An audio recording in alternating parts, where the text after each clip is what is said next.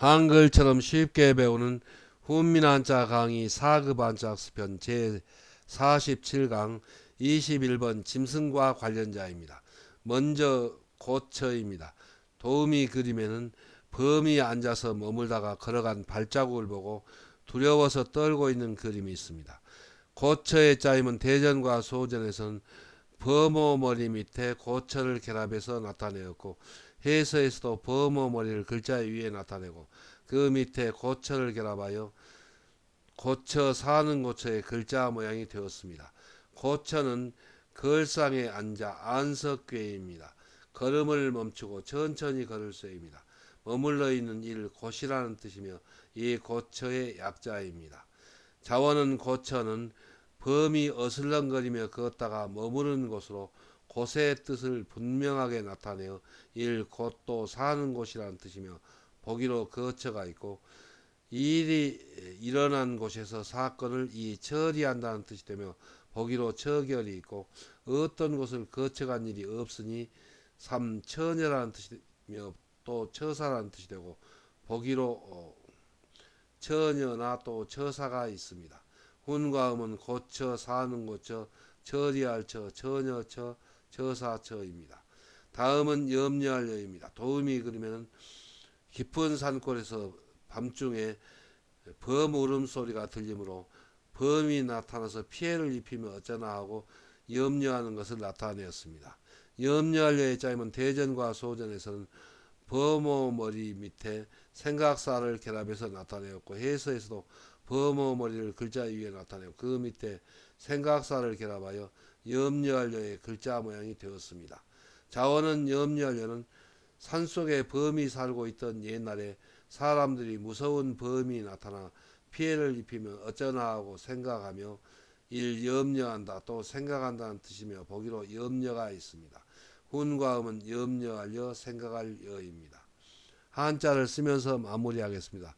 먼저 고처는 범어 머리를 글자 위에 나타내고 그 밑에 고처를 결합했습니다.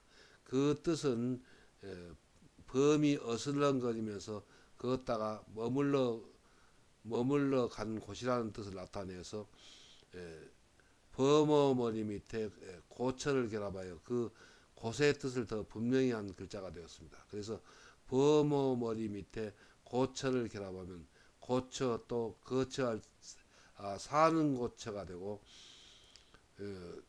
또 그 뜻이 파생하여 처리할 처 그리고 처녀처 처사처가 됩니다. 그래서 범어 머리 밑에 고처를 결합하면 고처 사는 고처가 됩니다.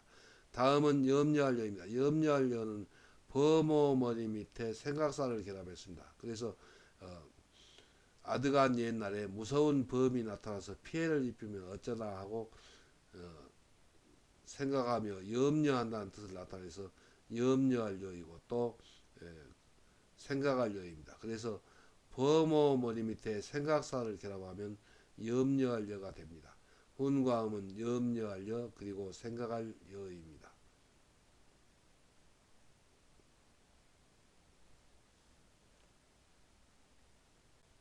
다음은 극렬할 극입니다. 도우미 그림에는 짐승의 탈을 쓰고 연극을 하는 그림이 있습니다. 극렬할 극의 짜임은 대전과 소전에서는 맞붙어 싸울 거에 칼도를 결합해서 나타내었고, 해서에서도 맞붙어 싸울 거를 글자의 변에 나타내고 그 오른쪽에 칼도가 글자의 방에 쓰이는 모양 곧 칼도방을 결합하여 극렬할 극의 글자 모양이 되었습니다. 맞붙어 싸울 거는 산중 동물의 왕인 범과 범호 머리입니다. 저돌적으로 달려드는 황소만큼 큰 멧돼지가 돼지시입니다. 맞붙어 싸운다는 뜻을 나타내어 1. 맞붙어 싸운다는 뜻을 나타내는 부분 글자입니다. 자원은 극렬할 극은 산중 동물의 왕인 범과 저돌적으로 달려드는 황소만큼 큰 멧돼지가 목숨을 걸고 싸우듯이 사람이 칼을 들고 죽을 힘을 다하여 싸우는 것을 나타내어 1. 극렬하다는 뜻이며 보기로 극렬이 있고, 격렬하게 사건이 전개되는 이야기를 무대에서 상연하는 이 연극이라는 뜻이 되며 보기로 연극이 있습니다. 훈과 음은 극렬할 극, 연극극입니다. 다음은 의지할 거입니다. 도우미 그림에는 원숭이가 몸을 가지를 붙잡아 의지하고 바나나를 먹는 그림이 있습니다. 의지할 거의 짜임은 대전과 소전에서는 손수변에 맞붙어 싸울 걸 결합해서 나타내었고 해서에서도 손수를 글자의 변에 나타내고 그 오른쪽에 맞붙어 싸울 걸 결합하여 의지할 거의 글자 모양이 되었습니다.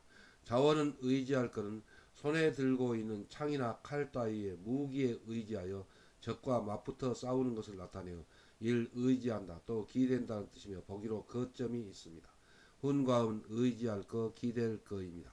한자를 쓰면서 마무리하겠습니다. 먼저 극렬할 것은 맞붙어 싸울 거에 칼도방을 결합했습니다. 그래서 그 뜻은 산중의 왕인 범과 저돌적으로 무서운 줄 모르고 달려드는 그 멧돼지가 맞붙어 싸우는 것처럼 칼도 사람이 칼을 들고 적과 맞서서 죽을 힘을 다하여 싸운다는 뜻을 나타내어 극렬하다는 뜻이 되었습니다. 그리고 또 그 극렬하게 이야기가 전개되는 연극이라는 뜻을 나타내서 연극극이 되었습니다. 그래서 맞붙어 싸울 거에 칼도방을 결합하면 극렬할 극이 되고 또 그 뜻이 파생하여 연극극이 됩니다. 다음은 의지할 겁니다. 의지할 거는 손수변에 맞붙어 싸울 거를 결합해서 나타내었습니다. 그래서 손에 창이나 칼 따위의 무기를 들고 그 무기에 의지하여 적과 맞붙어 싸운다는 뜻을 나타내어서 맞붙어 싸울 거가 되었습니다. 그래서 손수변에 맞붙어 싸울 거를 결합하면 의지할 거가 되고 또 기댈 거가 됩니다. 훈과 음은 의지할 거 그리고 기댈 거입니다.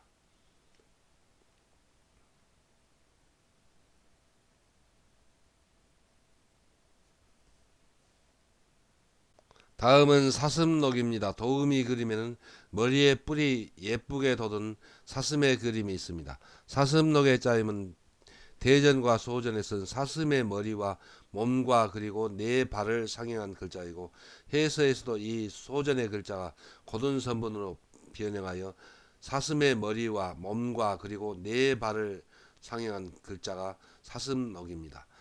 자원은 사슴녹은 사슴의 머리와 몸과 네 발을 상형한 글자로 일 사슴이라는 뜻이며 보기로 녹용이 있습니다. 훈과 음은 사슴녹입니다.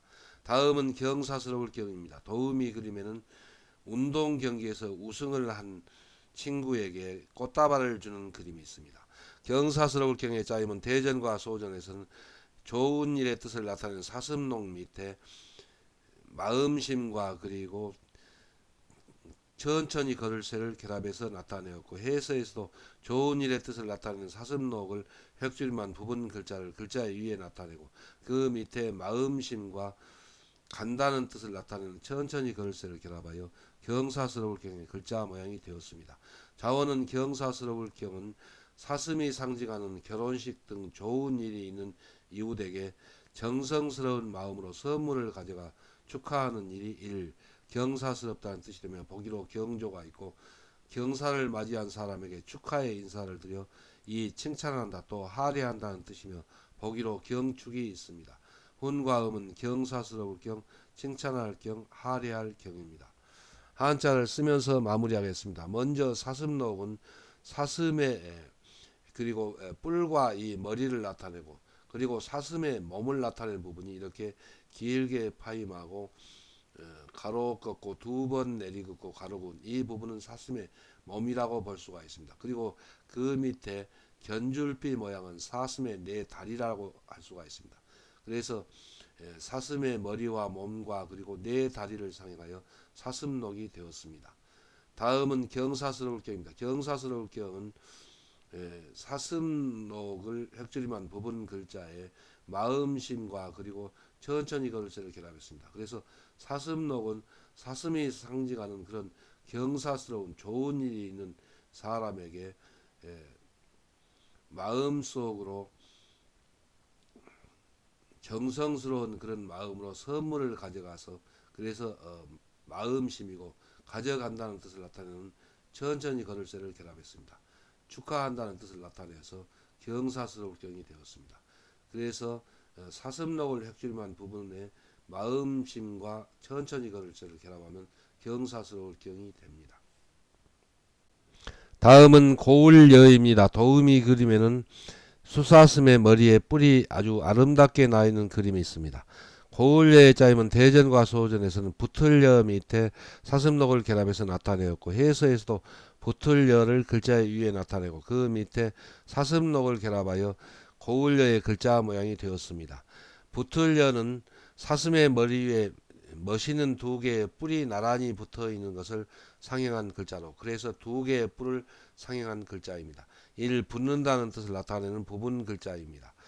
자원은 고울여는 머리에 멋있는 두 개의 뿔이 돋아난 수사슴의 수려한 모습을 나타내어 이를 곱다, 아름답다, 또 빛난다는 뜻이며 보기로 화려가 있고, 사슴의 두 뿔처럼 이 붙어 있다는 뜻이 되며 보기로 여천이 있고, 고구려 또 고려의 나라 이름으로 써서 고구려려 또 고려려가 되고 보기로 고구려와 고려가 있습니다.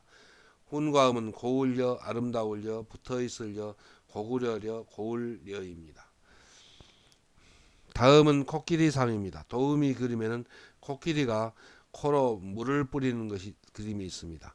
코끼리상의 짜임은 대전과 소전에서는 이 코끼리를 상행한 글자로 코끼리의 코와 머리와 몸과 그리고 네 발과 꼬리를 나타내었습니다. 해서에서도 이 코끼리의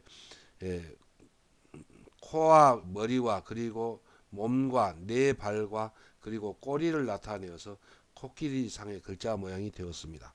자원은 코끼리상은 코끼리의 코와 머리와 몸과 네 발과 꼬리의 상형자로 일 코끼리라는 뜻이며 보기로 상아가 있고, 코끼리는 열대지방에서 사는 동물이므로 주로 그림으로 볼 수 있는 코끼리의 이 형상이라는 뜻이 되며 보기로 상형이 있습니다. 훈과 음은 코끼리상, 형상상입니다. 한자를 쓰면서 마무리하겠습니다. 먼저 고울려는 붙을려 밑에 사슴록을 결합해서 나타내었습니다. 붙을려는 수사슴의 그 머리에 난 아름다운 그런 뿔을 상행한 글자로 그 뿔이 머리에 붙어 있다는 뜻에서 붙을려입니다. 그리고 그 밑에 사슴록을 결합했습니다. 그래서 머리에 두 개의 뿔이 돋아난 그 수사슴의 수려한 모습을 나타내어서 곱다 또 아름답다는 뜻이 되었습니다. 그리고 그 뜻이 파생하여 붙어 있을려가 되었고 또 고구려려 고려려가 되었습니다.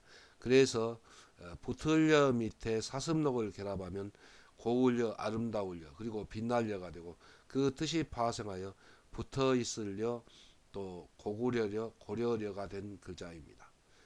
훈과 음은 고울려 아름다울려입니다. 다음은 코끼리상입니다. 코끼리상은 이 부분은 코끼리의 그 코와 그리고 머리를 나타내고 이 부분은 코끼리의 몸을 나타낸다고 볼 수가 있습니다. 그리고 그 밑에 코끼리의 네 발을 이렇게 삐치고 그리고 이 부분이 코끼리의 몸이라고 할 수가 있습니다. 그리고 네 발을 또 두 번 삐쳐서 나타내고 꼬리를 짧게 삐치고 그리고 길게 파임하여서 코끼리상이 되었고 그 뜻이 파생하여 형상상이 되었습니다. 다음은 형상상입니다. 도우미 그림에는 코끼리의 실물을 보는 것이 아니고 그림으로 코끼리를 보는 것을 나타내었습니다. 형상상의 짜임은 대전과 소전에서는 사람인 변에 코끼리상을 결합해서 나타내었고 해서에서도 사람인 변에 코끼리상을 결합하여 형상상의 글자 모양이 되었습니다. 자원은 형상상은 코끼리는 열대지방에서 사는 동물이므로 중국에서는 코끼리의 실물을 보기는 어려우며 주로 사람이 그려놓은 코끼리의 그림을 보고 알 수 있었던 이를 형상 또 모양이라는 뜻이며 보기로 상상이 있고 그림이나 조각으로 나타낸 사람의 이 초상이라는 뜻이 되며 보기로 동상이 있습니다. 훈과 음은 형상상, 모양상, 초상상입니다. 다음은 미리 예입니다. 도우미 그림에는 코끼리가 미리 코로 풀을 뜯어서 입에 집어넣어서 풀을 먹는 습성을 나타내었습니다. 미리의 짜임은 대전과 소전에서는 줄여의 코끼리상을 결합해서 나타내었고 해서에서도 줄여를 글자의 변에 나타내고 그 오른쪽에 코끼리상을 결합하여 미리의 글자 모양이 되었습니다. 자원은 미리에는 코끼리가 긴 코를 내밀어 풀을 휘감아 입에 넣어주고 나서 풀을 씹어먹는 코끼리의 습성을 나타내어 풀을 미리 집어넣어 준다는 뜻이며 보기로 예방이 있고 코끼리가 풀을 입에 넣어 줄 때처럼 이 머뭇거린다는 뜻이며 보기로 유예가 있습니다.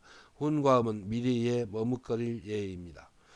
한자를 쓰면서 마무리하겠습니다. 먼저 형상상은 사람인 변에 코끼리상을 결합하였습니다. 그래서 사람이 주로 그 코끼리의 그림을 보고 그 형상을 알 수 있었으므로 사람인 변에 형상상의 뜻을 나타내는 코끼리상을 결합하여 형상상 모양상이 되고 또 그 뜻이 파생하여 초상상이 되었습니다. 그래서 코끼리상이 하나만으로도 형상상의 뜻이 있는데 이렇게 사람인 면에 코끼리상을 하면은 형상상이 더 뜻이 분명한 글자이고 또 이 코끼리상에도 형상상의 뜻이 있으므로 여러분들이 잘 기억해서 같이 써야 합니다. 다음은 미리예입니다. 미리예는 줄여의 코끼리상을 결합해서 나타냈습니다. 그래서 코끼리가 풀을 먹을 때 코로 뿔을 뜯어서 미리 입에 뜯어서 입에 넣어 주고 나서 그 풀을 먹는 습성을 나타내서 코끼리가 미리 코로 풀을 뜯어서 입에 넣어 준다는 뜻을 나타내서 미리 예가 되었고 또 머뭇거릴 예가 되었습니다. 그래서 줄여의 코끼리상을 결합하면 미리 예가 됩니다. 훈과 음은 미리 예 그리고 머뭇거릴 예입니다.